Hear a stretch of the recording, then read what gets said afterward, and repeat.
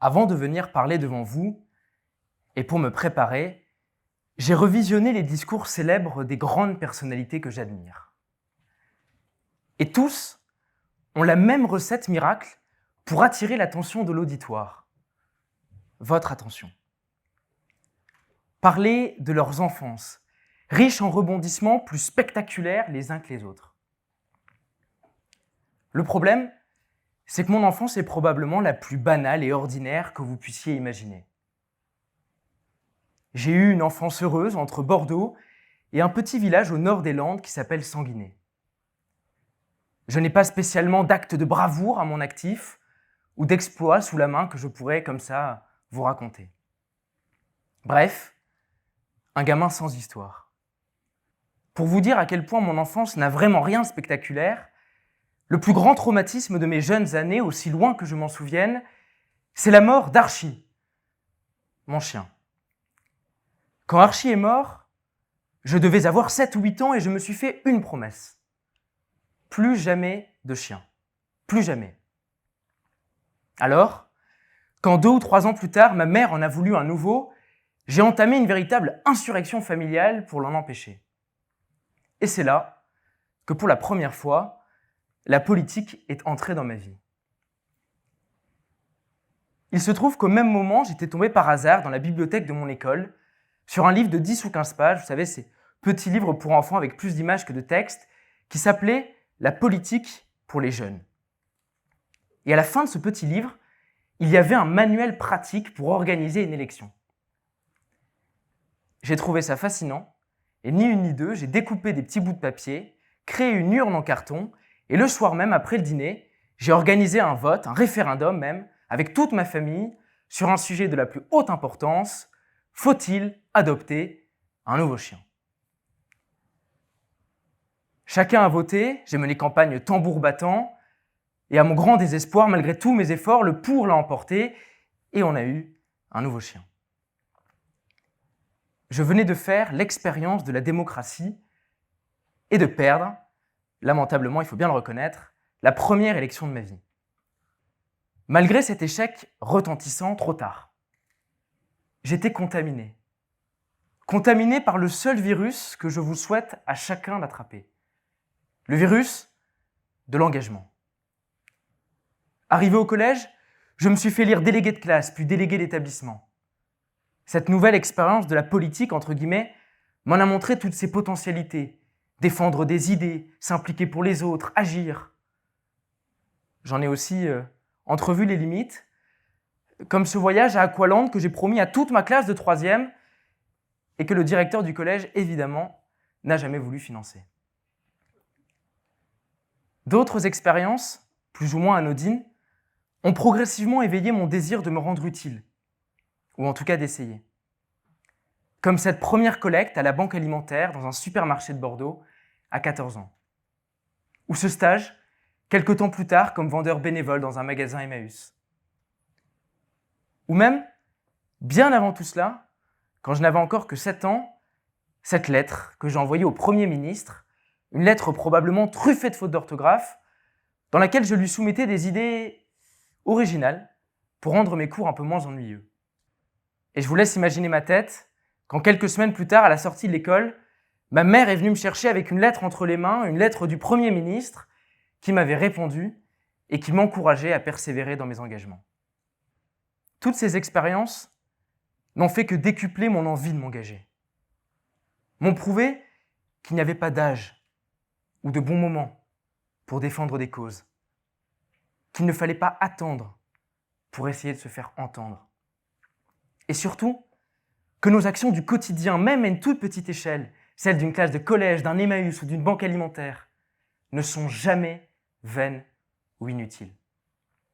Pourtant, les choses sérieuses n'ont véritablement commencé que quelques temps plus tard. En juin 2017, le 18 juin 2017 pour être précis.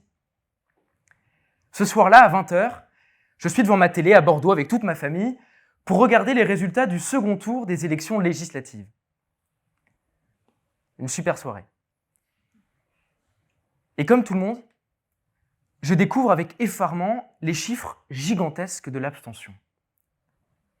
plus d'1 jeune électeur sur 2 n'est pas allé voter pour élire son député. Une première sous la Ve République. Et même si je sentais bien depuis longtemps autour de moi, parmi mes camarades de classe, mes amis, une défiance vis-à-vis de la politique, voire parfois pire, une forme d'indifférence, j'imaginais pas que la rupture était si profonde. Pour moi, ce soir-là, c'est un choc. À tel point que j'arrive pas à m'endormir et que je finis par appeler en fast time, au milieu de la nuit, 2 de mes meilleurs amis, Augustin et Dorothée, pour leur pitcher une idée un peu atypique. Pourquoi on ne lancerait pas un nouveau projet pour intéresser notre génération à la politique? Dès le lendemain matin, on est quelques-uns, à peine de quoi remplir une table, à se retrouver autour d'un café à Bordeaux. Les idées fusent dans tous les sens, et c'est ainsi qu'est né, dans un grand brouhaha d'enthousiasme, sur un coin de table et sur un coup de tête, le premier mouvement apartisan pour réconcilier les jeunes avec le débat d'idées et avec l'engagement citoyen. On était juste une poignée d'amis, on n'avait pas d'argent, pas d'expérience, pas de réseau, personne dans nos entourages qui fasse de la politique, et pour la plupart d'entre nous, moi le premier, même pas le droit de vote. Mais on avait l'envie et de l'énergie à revendre. Je ne le mesurais pas encore à l'époque, mais la première grande aventure d'engagement de ma vie venait de commencer. 4 ans plus tard, le mouvement s'est déployé dans plusieurs villes en France. On a organisé des centaines de débats et conférences, mobilisé des milliers de jeunes, reçu des élus de tous bords politiques, des artistes, des entrepreneurs, des dirigeants associatifs. On a ouvert les portes des grandes institutions, le Sénat, l'Assemblée nationale, des mairies, à des jeunes de tous les milieux.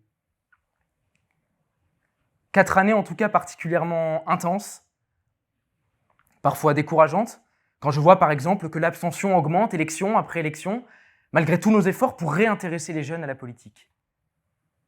Mais toujours passionnante et tellement stimulante.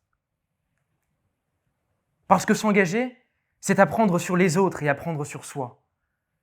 S'engager, c'est rencontrer des gens que vous n'auriez jamais croisés dans votre vie autrement. S'engager, enfin, c'est se poser la question du sens que l'on veut donner à nos vies. Qu'est-ce qui compte vraiment pour nous? Qu'est-ce que ça veut dire, pour reprendre une formule qu'on nous rabâche souvent, réussir sa vie? La plupart d'entre vous avaient été étudiants ou, comme moi, l'êtes encore en ce moment même. Et qu'est-ce qu'on nous a appris au cours de nos études et sans doute en fait inconsciemment depuis la maternelle? On nous a appris à être bons à l'école, à avoir de bonnes notes, de bonnes appréciations, à réussir des concours, à viser les meilleures écoles, à être les meilleurs, tout simplement. Mais à quel moment dans nos parcours on nous a dit « fais quelque chose qui a du sens pour toi ».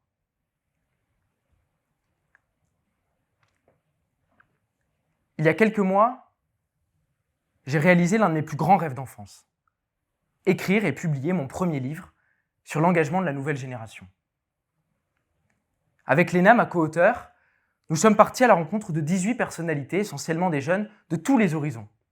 Un prof, un journaliste, une dirigeante d'asso, un avocat, une ministre, et tous, absolument tous, quel que soit leur âge, leur métier, leur vécu, ont un point commun. Ils ont trouvé du sens dans ce qu'ils font, le truc qui les motive et les fait avancer. Et ils s'épanouissent parce qu'ils ont l'impression que ce qu'ils font est utile, fait avancer d'une manière ou d'une autre la société, a du sens. Alors, si je ne devais vous partager qu'un seul message, il serait très simple. Engagez-vous. Engagez-vous au quotidien. Posez-vous la question du sens dans chacun de vos projets. C'est un conseil que j'ai emprunté à ma grand-mère qui me disait toujours « Quand tu te lances un défi, demande-toi pourquoi et pour qui tu le fais. Pour les autres ou pour toi. Par conformisme, habitude, pression sociale, pour le titre sur LinkedIn ou parce que ça correspond vraiment à tes aspirations. » Longtemps, par exemple, j'ai cru que le diplôme était la seule voie pour réussir. Bon élève, j'ai pleinement joué le jeu du système académique. Avant de comprendre que ce sont d'abord et avant tout mes convictions, et mes engagements qui me définissent. Et ce qui est cool avec l'engagement, c'est qu'il y a plein de façons de se lancer. Dans l'assaut de votre école, dans votre club de sport, dans votre entreprise. Et oui, même les entreprises peuvent être engagées. Dans une grande ONG ou dans l'assaut du coin de la rue. Ou même, qui sait, demain, en lançant peut-être vos propres projets. Il y a 1001 façons de s'engager. Et tout ce que je peux vous souhaiter, à chacune et chacun d'entre vous, c'est tout simplement de trouver la vôtre, de trouver votre moteur d'engagement. C'est un chemin difficile, plein de doutes, de remises en question, mais j'en suis convaincu au bout du compte, c'est le chemin du bonheur. Du bonheur individuel, bien sûr, mais aussi et surtout du bonheur collectif. J'appartiens, comme beaucoup d'entre vous dans cette salle, à une génération née après la chute du mur de Berlin et l'effondrement des grands mythes du XXe siècle. Sans utopie ou idéologie auxquelles adhérer aveuglément. Dans une société orpheline de ses structures traditionnelles, les églises, les partis, les syndicats, de plus en plus délaissés par les jeunes. Donc à une génération parfois tentée, c'est vrai, par le repli sur soi. Voire, étrangement, malgré l'apparente connexion que nous promettaient les réseaux sociaux, par la solitude. Les héritiers de l'ère du vide, pour reprendre une formule du philosophe Gilles Lipovetsky. Mais, quoi que certains puissent en penser, j'appartiens aussi à une génération incroyablement résiliente, qui a grandi avec les attentats terroristes, le chômage de masse, l'urgence climatique, une démocratie en crise et le manque de perspectives d'avenir, mais qui a soif de changement, d'indépendance, de liberté et de progrès. Génération de la solitude ou génération engagée, nous avons le choix. Bien sûr, et ce serait sans doute le plus facile, nous pouvons faire le choix du statu quo, ne penser qu'à nos intérêts propres, à nos préoccupations individuelles, donner raison à tous ceux, et ils sont nombreux, qui caricaturent notre génération comme égoïste, feignante, individualiste. Mais nous pouvons aussi faire un autre choix. Celui de l'intérêt général au-delà de nos intérêts individuels. Nous pouvons faire le choix de l'engagement. Et je terminerai en vous partageant une citation qui me tient à cœur. C'est la citation qui figure à la première page de mon livre. Cette citation, c'est celle d'un écrivain, un philosophe, un intellectuel, et probablement, en toute objectivité, le plus flamboyant des engagés. Albert Camus. Camus nous dit, on est en 1957, mais ça n'a jamais été aussi vrai qu'aujourd'hui. Camus nous dit, chaque génération, sans doute, se croit vouée à refaire le monde. La mienne, c'est pourtant qu'elle ne le refera pas. Mais sa tâche est peut-être plus grande encore. Elle consiste à empêcher que le monde ne se défasse. Je vous remercie.